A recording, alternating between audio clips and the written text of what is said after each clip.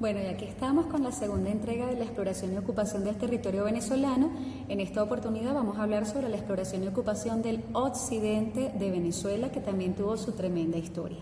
Bien, en 1527 el conquistador español Juan de Ampíes llega a la vela de Coro y va a fundar lo que vamos a conocer como Santa Ana de Coro, que de hecho es la capital del estado Falcón actualmente, ¿ok? En 1545, el capitán Juan de Carvajal va a partir desde Coro, ¿ok? Y va a fundar lo que se conoció como la ciudad de El Tocuyo. Esta ciudad fue muy importante porque se convirtió en el centro económico por excelencia de la corona española en el territorio venezolano, ¿ok? La ciudad o el pueblo de El Tocuyo, que actualmente existe, prevalece, ¿ok? ¿Qué ocurre? Que en el occidente no podemos dejar a un lado a una familia muy importante, que de hecho eran unos banqueros y mineros alemanes llamados los Welser. En realidad su apellido eran los Belsares, pero como los indígenas no podían pronunciar bien la palabra, entonces decían Welser y se quedaron como Welser para la historia, ¿ok? En 1528 el rey Carlos I de España firmó una capitulación con estos banqueros y mineros alemanes llamados los Welser. En esta capitulación los Welser recibían la provincia de Venezuela, que va desde Maracapana hasta el Cabo de la Vela. Estamos hablando entonces que sería como, en términos actuales, desde Anzoátegui, desde el estado Anzoátegui hasta el estado Zulia, ¿ok? En 1529, o sea, un año después de firmar la capitulación, en Venezuela desembarca el primer gobernador Welser, que será Ambrosio Alfinger. El apellido era Emhinger, pero como los indígenas no sabían pronunciarlo, se quedó Alfinger para la historia, ¿ok? Este señor llegó con unos 400 hombres a la ciudad de Coro y allí estableció entonces la capital de esta provincia de Venezuela. Por eso es que Santa Ana de Coro se considera que fue la primera capital, la primera ciudad fundada en tierra firme. Si yo les pregunto, ¿cuál fue la primera ciudad fundada a nivel marítimo, a nivel de islas? Debe ser Cubagua. Pero si yo les pregunto cuál fue la primera ciudad fundada en tierra firme en Venezuela, ustedes tienen que decirme que es Santa Ana de Coro. De hecho, es el pueblo más antiguo de Venezuela y conserva una parte de su casco histórico colonial esplendoroso. O sea, de verdad hay que visitarlo porque es muy bonito, ¿ok? Y está muy cargado de historia. Bueno, la cuestión es que de allí se emprende una expedición hacia el occidente. Esta expedición estaba movida, o sea, su causa primordial era buscar el famoso Dorado, esa ciudad llena de oro, con techos de oro, casas de oro, o sea, todo de oro, ¿bien? Incluso estuvieron buscando ese dorado aquí en territorio venezolano, recorrieron las costas del lago de Maracaibo, allí fundaron también caseríos, Alfinger cayó enfermo, y a raíz de eso entonces tiene que regresar nuevamente para Coro y de allí entonces llega a Santo Domingo, ¿ok? En República Dominicana para poder recuperarse. Y mientras tanto va a dejar como gobernador encargado al señor Nicolás Federmann, ¿ok? En 1530 Federmann llevó a cabo su primera expedición para explorar estas tierras entre Coro y Barquisimeto. Y va a recorrer toda la región, tanto de Barquisimeto, lo que actualmente conocemos como el estado Portuguesa, Yaracuy, va a recorrer el oriente de Falcón, va a regresar a Coro otra vez, ¿ok? Sin embargo, se encuentra al llegar a Coro con Alfinger, quien ya estaba completamente recuperado de su enfermedad, y comienzan entonces a realizar una segunda expedición. Esta expedición sería hasta la Sierra de Perijá, en lo que actualmente conocemos como el estado Zulia, que de hecho es, digamos, como un monumento natural que divide las fronteras entre Colombia y Venezuela, ¿ok? Allí entonces va a llegar incluso hasta territorio colombiano, va a llegar hasta Valledupar, hasta Pamplona, hasta el río Magdalena, hasta Cúcuta y por supuesto también va a recorrer el lago de Maracaibo, pero muere en 1533 producto de una flecha envenenada. O sea, porque en realidad el recorrido no era solamente ir, inspeccionar, revisar, conquistar, no, realmente el proceso de conquista fue bastante sangriento en el caso de Venezuela. Los enfrentamientos constantes con los indígenas eran realmente muy fuertes, ¿ok? En 1535, una vez ya con la muerte de Alfínger, va a llegar entonces a Coro otro gobernador llamado Jorge de Espira. Y ese mismo año él va a realizar una expedición hacia la región andina que duró más o menos unos 3 años. Bien, durante su ausencia el gobierno quedó en manos de Federman nuevamente, ¿okay? Quien a su vez se incorpora a esta expedición, pero en este caso hacia el Cabo de la Vela. Y regresa para después hacer otras expediciones hacia los lados de los llanos de Venezuela, hacia los lados de Colombia y hacia los Andes, ¿ok?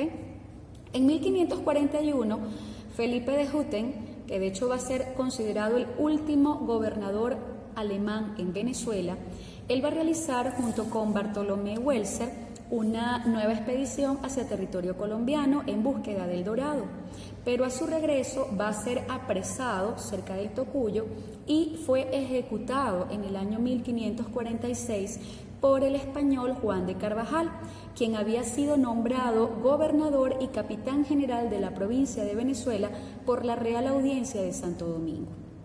¿Qué ocurre? Que la capitulación que firman los Welsers con la corona española, en este caso con el rey Carlos I, establecía que ellos se iban a encargar de la provincia de Venezuela siempre y cuando exploraran, conquistaran y fundaran pueblos. Ellos exploraron, mas no llegaron a conquistar y mucho menos llegaron a fundar pueblos. Entonces, literalmente habían violado el contrato que habían establecido con el rey Carlos I. El rey Carlos I, obviamente, al ver que no se llevó a cabo esta capitulación como tenía que ser, decide entonces darles de baja a los Welser, quienes estuvieron más o menos unos 18 años en territorio venezolano. Y si hacemos un balance de esta época, fue bastante negativo, fue muy negativo porque solo cumplieron con una parte de la capitulación y no cumplieron realmente con los acuerdos de fundar pueblos, de explotar las minas y de repartir las tierras, ¿ok? Que eso también entraba en esta capitulación, en este contrato. O sea, al contrario, ellos actuaron de manera muy violenta con los indígenas y generaron muchísimo despoblamiento en la provincia, ¿ok? Y por supuesto el descontento de los indígenas que hacía que justamente se alzaran con más razones, o sea, con más causas, ¿bien? De hecho, los Welser fueron juzgados por la Real Audiencia de Santo Domingo, le hicieron lo que se conoce como un juicio de residencia y oficialmente fueron destituidos de su cargo, ¿ok? Ahora, con respecto a la exploración del centro de Venezuela, nos vamos a encontrar con que el núcleo principal del centro era la famosa ciudad del Tocuyo, que de hecho la mencionamos con anterioridad, ¿ok? Recuerden que el Tocuyo fue fundada por Juan de Carvajal en el año 1545, ¿bien? Y de allí va a salir una expedición por parte de Pedro Álvarez, quien va a fundar en el año 1549 la ciudad de Borburata, o el pueblo de Borburata, en lo que actualmente conocemos como el estado Carabobo, ¿bien? Por otro lado, otros conquistadores van a fundar, como en el caso de Juan de Villegas, que va a fundar Barquisimeto en el año 1552, Alonso Díaz Moreno, que va a fundar en el año 1555 Valencia del Rey, que no es más que la capital actual del estado Carabobo, ¿bien? Y desde el Tocuyo también van a salir otras exploraciones con rumbo hacia los Andes. Y de ahí entonces nos vamos a encontrar con fundaciones de pueblos como Trujillo en 1558 por Diego García Paredes, Maracaibo en 1569 por Alonso Pacheco y Carora en 1565 por Juan del Tejo. De aquí de esta conquista del centro, algo importantísimo es justamente la conquista del Valle de Caracas. porque para fundar Caracas se tuvieron que dar varios momentos, o sea, no fue nada fácil. ¿Okay? El primer momento a nivel de Caracas lo intentó realizar el señor Francisco Fajardo, que de hecho de allí el nombre que se le había dado a la autopista Francisco Fajardo, que ahora cambia el nombre por Gran Cacique Huaycaipuro, si más no me equivoco, pero siempre la hemos conocido como la Francisco Fajardo. Pues este señor fue el primero que intentó conquistar el Valle de Caracas en el año 1555 y de hecho se va a internar propiamente en el valle, cerca del río Guaire. ¿Okay? 2 años después se va a fundar un hato que se conoció con el nombre de San Francisco y luego va a fundar hacia los lados de Caraballeda una villa. ¿Okay? Él descubrió algunas minas de oro en Los Teques, en la región del Cacique Huaycaipuro, más sin embargo, justamente a nivel de Caracas se realizó una especie de alianza o de cofradía entre diferentes caciques que entonces unieron fuerzas para evitar la conquista del valle y evitar la conquista obviamente también de las zonas aledañas, como era el caso de Los Teques. ¿Okay? El segundo intento correspondió a Juan Rodríguez Suárez en el año 1558, que de hecho había fundado Mérida, y va entonces con destino al Valle de Caracas para fundar la Villa del Rosario a orillas del río Guaire. Bien, sin embargo, él muere producto de un ataque de los indígenas al mando del cacique Terepaima. Bien, y el tercer intento estuvo comandado por don Diego de Lozada en el año 1567. Como les decía, penetrando en el Valle de Caracas el 25 de julio, de ahí que celebremos el cumpleaños de Caracas todos los 25 de julio. Por supuesto, su fundación en el año 1567. ¿Okay? Posteriormente, don Diego de Lozada lamentablemente le ordena la muerte del cacique Huaycaipuro y con la muerte de este cacique, los otros 26 caciques que conformaban aquella cofradía, aquella unión en contra de la conquista española, comienzan a rendirse ante los españoles. ¿Okay? Ya en 1568, don Diego de Lozada funda el pueblo de Caraballeda porque necesitaba darle a Caracas acceso al mar. ¿Qué encontraron en Caracas? Un clima súper espectacular, una flora, una fauna también muy muy bonita, encontraron un río súper espectacular, porque en ese tiempo tenemos que destacar que el río Guaire no era ni la sombra de lo que es actualmente, ¿bien? Y aparte de eso, digamos que Caracas era como el epicentro, pues, o sea, estaba equidistante tanto del oeste como del este. Entonces, realmente se tornaba una ciudad bastante interesante para poder entonces llegar a ser el centro político y económico por excelencia de esa época. ¿Okay? Por otra parte, también es importante destacar en el caso de Caracas que su nombre original es Santiago de León de Caracas, ¿bien? Y el nombre se debe, Santiago, al apóstol Santiago, ya que los españoles eran muy creyentes, o son muy creyentes de este santo. Por otro lado, el león, porque los escudos de armas de Diego de Lozada eran justamente labrados y tenían en él la figura de un león, y Caracas en honor a los indios Caracas. ¿Okay? O sea, es para que ustedes vean que de alguna manera siempre buscaron enaltecer justamente a estos grupos indígenas, porque en realidad fueron muy guerreros, muy guerreros, y no era fácil poder conquistar el territorio, y eso era algo que los españoles dentro de todo también respetaban, ¿bien? El hecho de que estos contrincantes eran realmente bastante activos y bastante fuertes.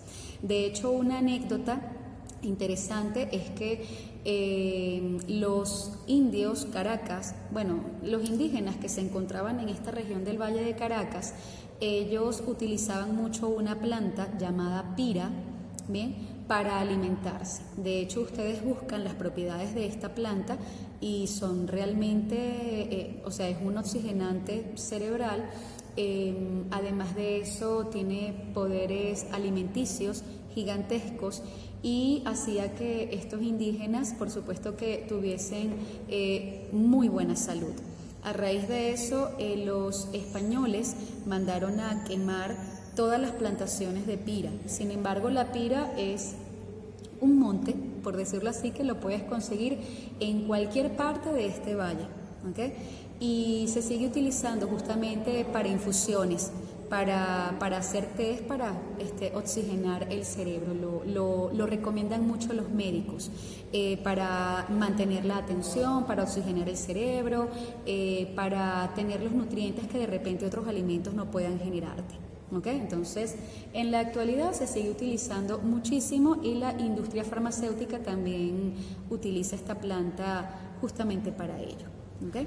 Ahora bien, con respecto a la conquista del sur y de los llanos, en el caso de Venezuela, nos vamos a encontrar con que a nivel del sur, vamos a comenzar con el sur, la exploración del sur va a comenzar en el año 1500 y es cuando Vicente Yáñez Pinzón descubre el río Orinoco.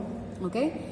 Durante estos años el territorio de Guayana fue visitado también mucho por piratas y utilizaban justamente estos ríos navegables. ¿Okay? En 1595 Antonio de Berrío navega por el Meta, sigue por el Orinoco y llega hasta el río Caroní. Allí funda lo que se va a conocer como San Tomé de Guayana. Sin embargo, entre 1559 y 96, el corsario inglés Sir Walter Raleigh ataca San Tomé de Guayana, la destruye completamente y luego vendrá otro pirata, el famoso pirata Keynes, en 1619 a seguir con esas labores de piratería. Bien, en 1619 Fernando de Berrío, hijo de Antonio, del que había fundado San Tomé de Guayana, va a volver a fundar San Tomé de Guayana. Sin embargo, 10 años después va a ser abandonada.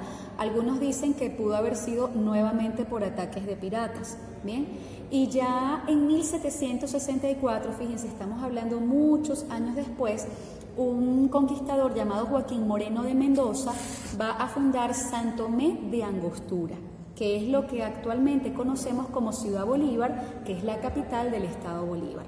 O sea, fíjense todo el tiempo bastante prolongado para poder fundar, para poder conquistar y fundar pueblos.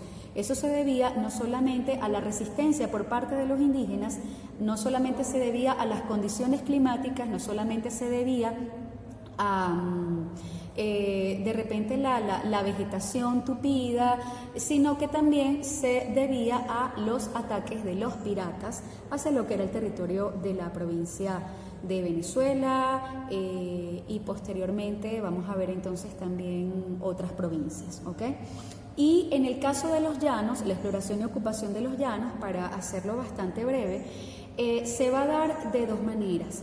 Van a haber pueblos fundados por misioneros y pueblos fundados por conquistadores. Entre los pueblos fundados por los misioneros nos vamos a encontrar con Calabozo en el año 1605, con Acarigua en 1658, con San Juan de los Morros en 1675 y San Fernando de Apure en 1788. En el caso de los pueblos fundados por conquistadores españoles, tenemos entonces a Guanare en 1523, fundado por Juan Fernández de León. Tenemos también a Barinas en 1578, fundada por Andrés Valera, y Pedraza, que va a ser fundada en 1591 por Gonzalo Piña Ludueña. ¿Okay? Estos van a ser, digamos, que los pueblos más importantes, los más nombrados a nivel de este proceso de conquista y exploración. Eso no quiere decir que no hayan más. Bien, por supuesto que sí los hay. Y en este caso, ustedes por supuesto que tienen que realizar su trabajo de pueblos, pueden entonces ahondar un poco más en estos pueblos y ver cuál les parece más interesante y trabajarlo ya como su proyecto de investigación de los pueblos antiguos de Venezuela. ¿Okay? Hasta aquí dejamos entonces esta clase de la ocupación del territorio de Venezuela, ocupación y exploración del territorio de Venezuela. Ya las próximas clases serían sobre la organización político-territorial de Venezuela, ¿ok? O sea, ya vamos a hablar, ya pasamos del proceso de conquista y ahora posteriormente vamos a hablar acerca del proceso colonial. Una vez que ya tú tienes los pueblos que ya has fundado, cómo se van a organizar, de qué van a vivir. Vamos a hablar entonces un poco acerca de lo que es una gobernación, de lo que es una alcaldía o lo que era el cabildo en aquella época. Vamos a hablar de aquellas instituciones que se van a dedicar justamente a darle orden, a darle lineamientos, a darle leyes a estos pueblos que han sido conquistados y posteriormente fundados, ¿ok?